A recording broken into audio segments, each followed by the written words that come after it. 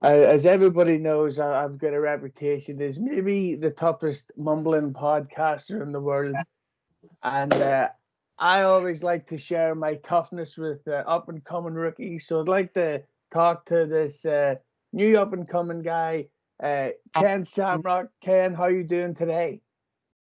I'm doing well, man. How about yourself? I'm doing great, and it's always fun talking to someone who could kill me. Well, I think we're good. But I gotta tell you, I can remember it was 22 years ago. I was at my mum's house and SummerSlam '97 was on. It was the match you against the Bulldog. At the end of the match, he threw dog food in your face. You went ape shit crazy, beat the crap out of everyone, let out this massive roar, and my mum goes, "That's an Irish guy." There we go. That's right. But of course, your new project is you're a Barnacle Company. This is a new sort of, well, not a new sort of, but this is sort of a newer version of mixed martial arts. So talk to me about the move towards your, well, promotion in bare-knuckle boxing. Yeah, it started back when I first started fighting back in No Holds Barred era, '93. I fell in love with it. Just the excitement about going in there and fighting somebody with no gloves on. It was the adrenaline. It was pure. It was exciting. It was raw. So for me, man, I felt like that was my passion, and I always wanted to get back to that. But it seemed like they took off with the gloves. Like the gloves took off, and all of a sudden that purity of bare knuckle disappeared. And I always thought if I had the chance to go back and fight in it, if somebody was going to have an organization to do that, or if, like now, where I had the chance to actually bring it out and be the promoter of it and bring it back. So I had been talking with Des Wood, my business partner, for about 5 or 6 years about, my love for bare knuckle and how I want to bring it back. Of course, he's a numbers guy, a trend thing where he kind of checks into all that stuff and figures out what's trending now, what's working now. And so he said we were way too early to the market. We were way too soon. So we waited a year or so. All of a sudden, we started seeing these fights happen on these social media sites. And they were getting millions of views with people beating each other up, right? And then all of a sudden, these organizations came up. These bare knuckle organizations came up. They started fighting. And then they were starting beating out the MMA organizations in numbers and viewerships. So we looked at it and said, now's the time. And the reason why we didn't jump in early like everybody else did was because we felt like we needed to see what it looked like. And we needed to see what mistakes people make and what works and what doesn't work by watching other people do it first. And then once we watched that and we saw the things that were happening and the popularity of it and the wrongs and the rights of it, we came out with Valor Bare Knuckle and said, let's do it better and look at the things that have been done already and not make the same mistakes, bring it to a professional level.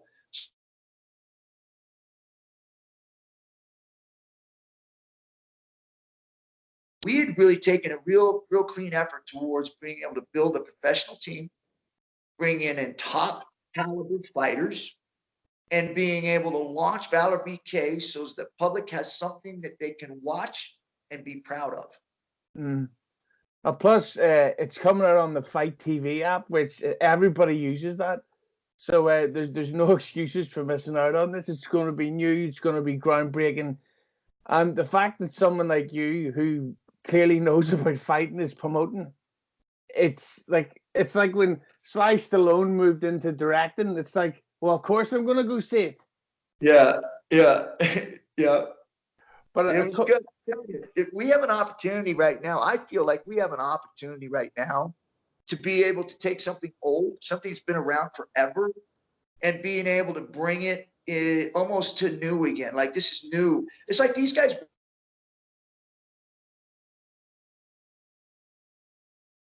Everybody calls me all the time.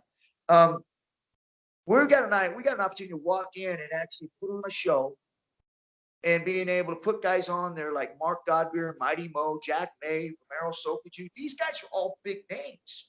And we're able to bring these guys in and being able to have them fight. And these guys have, huge records.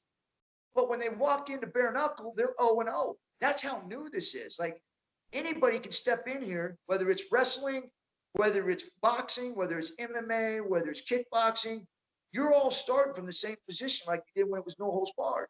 They're all 0-0. And so it's so pure and young right now. It's going to be exciting to see the development of these guys. Plus, the timing could not be more perfect because, not of course that I'm trying to put words in your mouth, but it's at a time when the UFC is maybe not as popular as it once was. So people are now looking for an alternative, and this is what we're getting.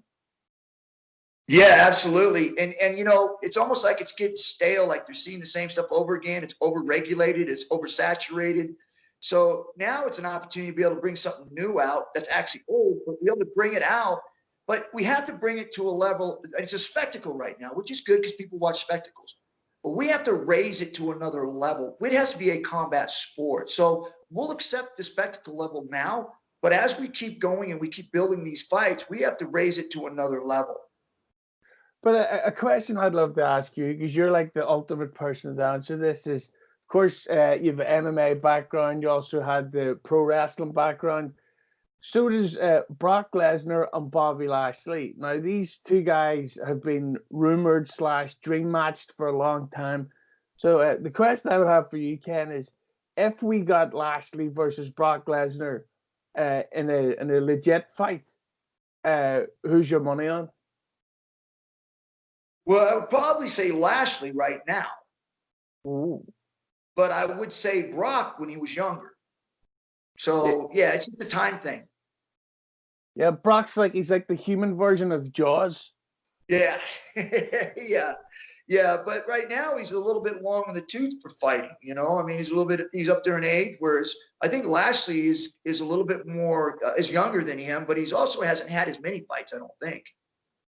Another UFC question I've got for you, and of course I'm not trying to trick you into bad mouthing anyone or putting words in your mouth, but Dana White has, in my opinion, a habit of trash talking people in press conferences after they've just lost the fight. Well, what's your take on the fact that Dana sometimes is a bit unfair to people who've just lost? I think Dana, you know, when he first came in, he was a good guy. He wanted to see the sport do well. He wanted to raise it to the level of where it deserved to be in a respectable level, just as I am right now with bare knuckle, bring it to a respectable level. But I think once he got to that point and he started making the money, fighters were being disgruntled because he had to tell them, hey, you know, you can't fight no more. You're too old. And he didn't know how to deal with that. Instead of dealing with it in a professional manner and allowing him to be angry and frustrated and still treat him with respect, he tried to be a fighter with them, tried to call them out and challenge them and tell them they're irrelevant and they're stupid and that you don't belong here anymore. And these guys helped build the UFC. Yeah, you don't think they're going to be disgruntled because they're getting old and that maybe they don't have it anymore, but they don't know it. But you as a promoter or as a person in charge don't have a right to start disrespecting guys who have been in the ring, have put their bodies out there for you to make the money that you have. You don't have that right to be calling them out and calling them those kind of names. You need to sit tight, allow them to blow off some steam and deal with it professionally. Yeah. I got to ask you, do you think that the women's division, now for the record, if Amanda Nunes got her hands on me, she would turn me into water. But right. Do you think that in the women's division, at least in MMA, there's any genuinely marketable, like this is a huge main event arena fight in the women's division of MMA? You know, it's hard right now because I even think in any division, I just don't think there's a marquee guy that's going to draw you millions of viewers. I don't see it right now, and I think it has to do with the fact that they're so saturated that they're pushing fights through, but they're not telling storylines. They're not letting people get to know the fighters and the characters and building reasons why guys are fighting and attitudes with guys are fighting. It's almost like they're just running fights over and over again, and nobody's getting a chance to be themselves or to develop a character that the fans like. Yeah, and then one of the problems is when a fighter becomes successful, they get really rich. Like Conor McGregor. he doesn't need to fight because he's making money selling booze. Right. Do Yeah, you if he doesn't drink all of it. I feel like I did a couple of nights ago, but enough about that. But do you think that intergender MMA is something that's ever going to happen, or do you think there's too much offense it could cause? I mean, I don't know. Me personally, I don't have a thought on it. I think if it happens, it happens. If it doesn't happen, it doesn't happen. The only thing that I would say about that is that if you have a man wanting to be a woman and you let him fight in a woman's division, I think that's dangerous. I think that you're setting yourself up for a problem because even if they've had the sex change, it takes years for them to develop that kind of woman femininity. So they still have that testosterone, but they're still aggressive, they're still bigger, they're still stronger. And I think it's dangerous, especially if you get one that's trained in mixed martial arts already and that goes through the change. It's different if you get one that is not experienced in MMA and he wants to jump into MMA because the girls are really good. Most of them can beat the guys, right? So I think it'd be all right that way. But when you talk about a guy that may be good at MMA and then he does that transition and goes into the women's division, that could be a serious problem. You could seriously get somebody hurt. What's your take on the fact that there's a new wrestling company starting up soon called AEW? I don't know what the letters are for, but they're portraying their wrestling as if it's 100% legitimate. So, as someone who promotes legitimate shoot fights, what's your take on wrestling trying to promote themselves as legit? Well, I mean, hey, it's entertainment, and you do the best you can to carry a storyline. You do the best you can to get people to look your way. So nothing's out of bounds. I think that everybody has an opportunity to watch it and view it and make their own decision. But I don't think there's anything wrong with people wanting to try to entertain or market their way into success. But it's up to the fans. The fans are the ones who are watching it. They decide what they believe and don't believe. And in regards to wrestling, obviously, because I know the wrestlers Conan and Disco Inferno, I do some work for them. But as I'm sure you've probably had a lot of run-ins with wrestlers who think they're legitimate tough guys. So do you have any stories about having to deal with wrestlers who suddenly on the spot decide, you know what, I'm tougher than Ken Shamrock? Yeah, the one thing I've been very fortunate of is that I haven't had myself in those kind of places. I don't go to bars. I don't go to public places where people are drinking. I kind of keep myself with my family. I go to events that are sanctioned and organized, so there's always security. But I've had a couple guys come up and start talking like that, and I just basically walk away. It's like, I don't need to prove anything. If I get off on somebody because they think they're tougher than me, then I'm a fool because I'm going to jail. I mean, they're not going anywhere but to the hospital. So it doesn't make sense for me to engage in that. Plus, I'd love to meet the guy who looks at you and says, bet I could take him. Yeah, that's called alcohol. Trust me, I am well aware. Yeah, that's liquid courage. Well, speaking of a guy who knows about alcohol, Stone Cold Steve Austin, don't have to remember me, Ken. It's very nice to speak to you.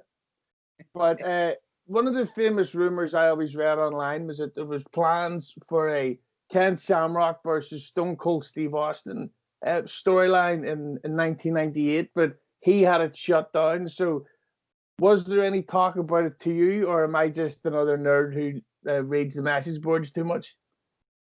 Yeah, I don't know. I didn't hear about that. I heard it was more about me and Bret Hart. Stone Cold, if he had the opportunity to be able to have an angle with me, I'm sure that he would have been definitely in favor of it. So, but I think that was more along the lines of Bret Hart, and the office shut it down.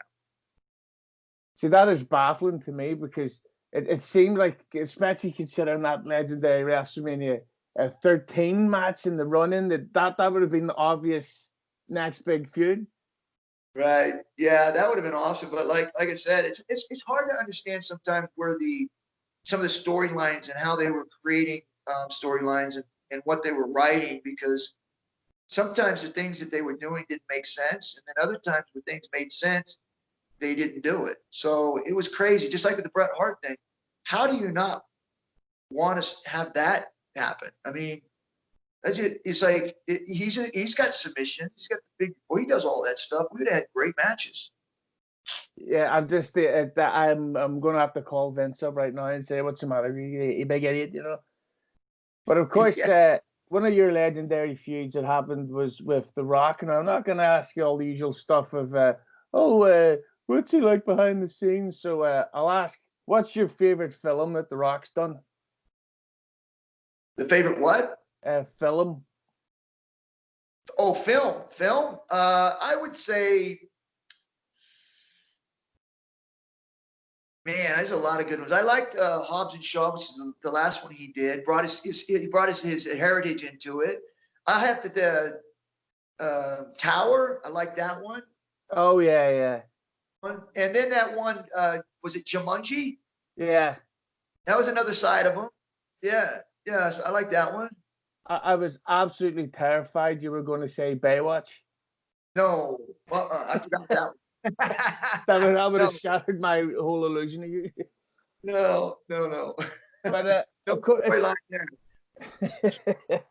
but of course, like, you're not only just a legendary Hall of Famer MMA artist, but it's pretty certain that you're going to go into the WWE Hall of Fame. So I've got to say, and you've probably been asked this a million times, but as you can tell, I'm quite a boring person. So I'm going to have to ask you the same old question. But if you could pick anyone to induct you into the Hall of Fame, who would it be? Wow, there's a couple guys, no question. But I would probably say Bret Hart, probably, because he was the one that worked with me. He was the one that helped me when I was in there, and basically told me to be me. You know, just be me. So he would be one that I would look at for that. There's also Steve Blackman. We were good friends. Billy Gunn, another good friend. Road Dogg. Stone Cold, even Stone Cold, good friends. So there's a lot of guys that I did build relationships with. So, but I think because of the connection that me and Bret had, and being able to train with him for my first match, and him really helping me evolve very quickly and into my first match, I would probably choose him first. Yeah. And of course, the latest big MMA story was, I think it was Saturday or Friday. I'm too stupid to know how to tell the time. Was Stipe Miocic beat Daniel Cormier? Some people weren't predicting that. Everyone thought it was going to be another Cormier win. So the question I would think is that, what do you think's next for Daniel Cormier? Do you think he goes for the third fight, or do you think maybe he sticks to his retirement plans? Well, it's hard to say, because I think that if he wanted to, he could fight more. But because of the way he came in his last fight, I just don't think, because I thought if he put the training in, the hard work in, he would have won. But I don't think he put the work in. He just looked soft around the middle. He didn't look the same, even though he still fought well. A lot of guys just have God-gifted talent, right? You can fight when you don't train. You just have that gift. And I think that's him. I think he just has a gift to do it. But if he doesn't train, he's going to lose tough fights like that. So, but I think if he trains, he's still got some fights left. If he does go in and just trains. Well, regardless of what shape Daniel Cormier's in, he could beat me in seconds. And it was only a few years ago that I came to learn his name wasn't Daniel Cormier. Good thing you learned it before you met him, huh? Oh, I could never get. But we've now come to the two big questions, and I ask everybody these, and these always creates a bit of a kerfuffle. And I can't believe I just said kerfuffle to Ken Shamrock. I'm going to kick my own head in after this. So Film it. here is the first question.